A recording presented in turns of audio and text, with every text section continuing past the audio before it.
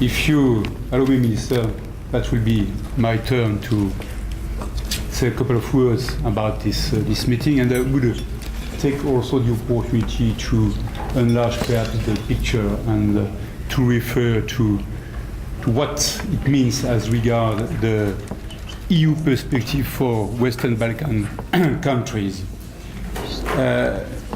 Today, the ECA Joint Committee meeting gathers representatives of all Balkan parties with the exception of UNMIK, which warned us that they won't be able to attend.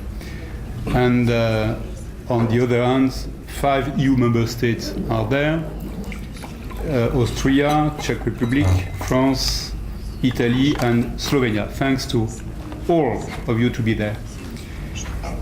Dear Minister, the ECA agreement is, as you refer to, a powerful tool for the economic development of our two regions, being as regard what it allows in terms of developing trade, developing exchanges, allowing for a better business-to-business connection, and also to better connect citizens. That's something which is very important. But it is also, and you underline that, also a very crucial component of our common strategy to ensuring a European future to the Balkan region. A region which is now firmly anchored in the EU enlargement process, and which is a priority for the EU external policy. Close cooperation in the field of aviation is, without any doubt, an important element for the enlargement process, while the ECA agreements illustrate this cooperation. I think that we could assume that the agreement aspiration to extend the single market for air transport to the Balkan region is indeed one of the priorities of the Commission and of the EU. And this extended common aviation area will eventually translate in increasing market opportunities and economic growth for all parties concerned. Besides, let us not forget that the ECA agreement is also a mean to achieve regulatory convergence with the EU aviation quite extensive legislation. Minister, you have underlined how it is important that this regulatory convergence is regularly developed, improved.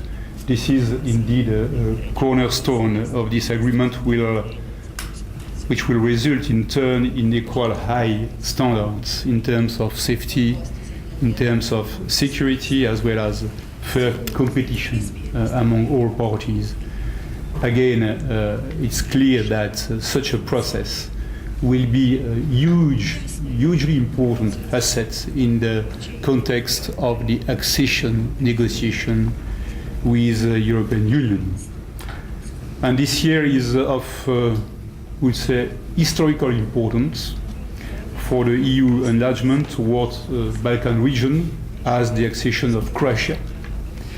In the EU, it's a question of months now, becomes a reality. Notwithstanding this imminent perspective, I would like to emphasize that Croatia has demonstrated its determination to keep on with the ECA process, and I think its momentum towards completion of the next transitional phase is rewarded by the accession.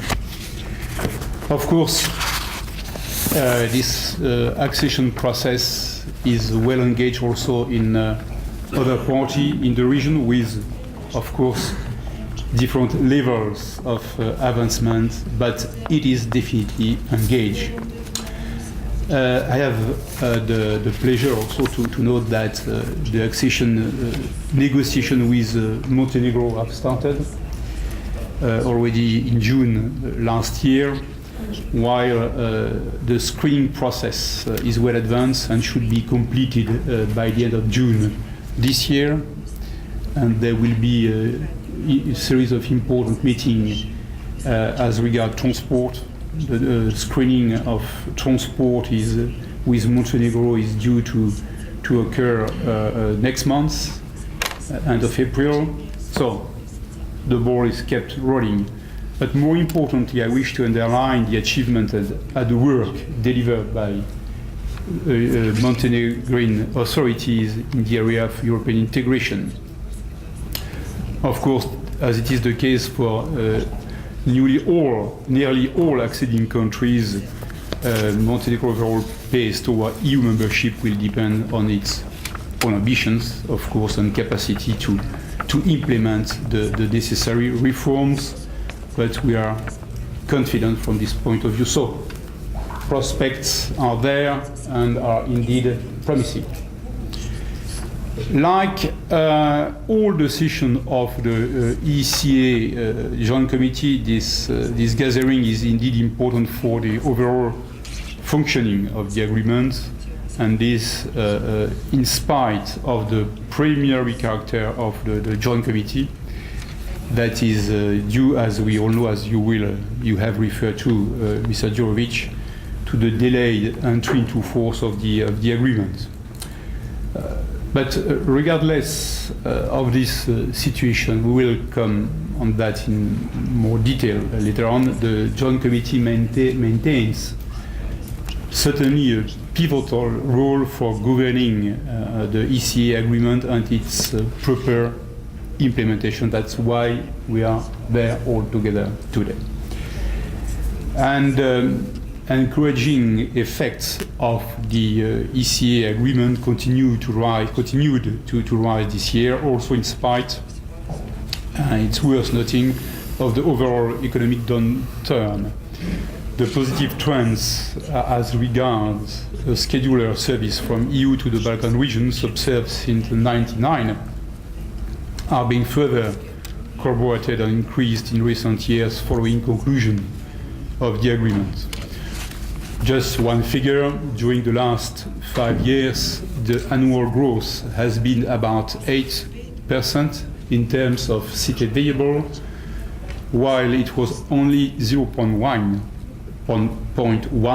as regard the intra-EU annual growth. So there are clearly very, very important development thanks to the agreement and the opening of the market.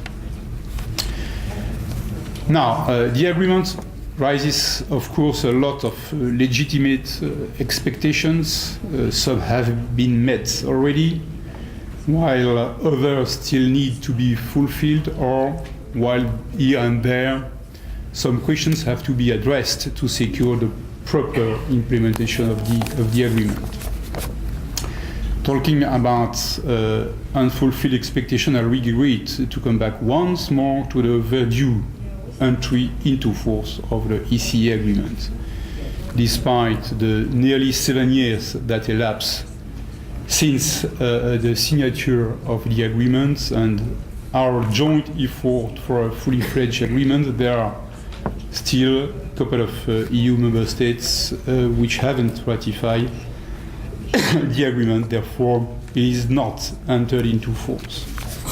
We've have a specific point on this matter under the relevant agenda items. We will come on that later on. In any case, we are here also to take stock of positive developments in the implementation of the agreement, but also to prevent, as I said, any hurdles to its proper application.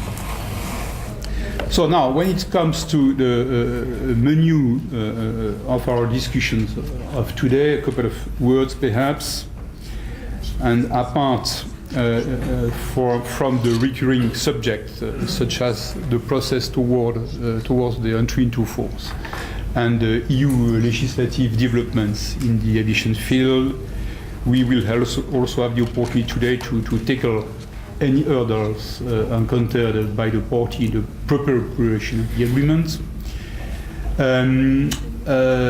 We will give the Joint Committee a brief report on the outcome of the ECA workshop which took place in Brussels in December. I will also refer to the findings of the assessment visit in the former Yugoslav Republic of Macedonia and Montenegro in last autumn, and refer also to the very useful experience we made yesterday bilaterally in reviewing the progress since the last assessment visit. I think it was very useful to proceed like that. In addition, I thought it could be useful to evoke the main directions of the EU external policy in the field of aviation. And in this context, it is, I think, we should reflect on the bilateral relations between all of us and third countries.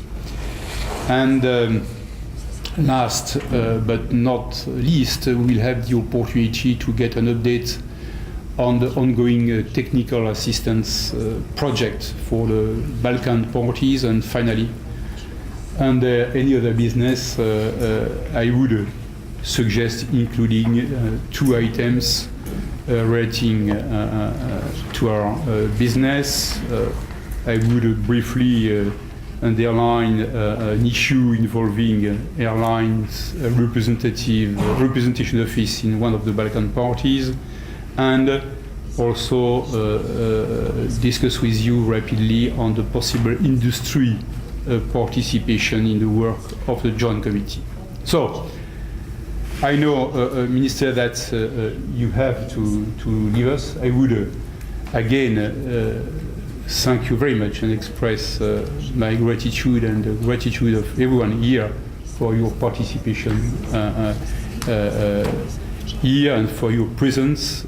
Your presence, I think, is a clear expression of the interest that the Montenegro government has as regard this very important agreement. Thanks, Minister.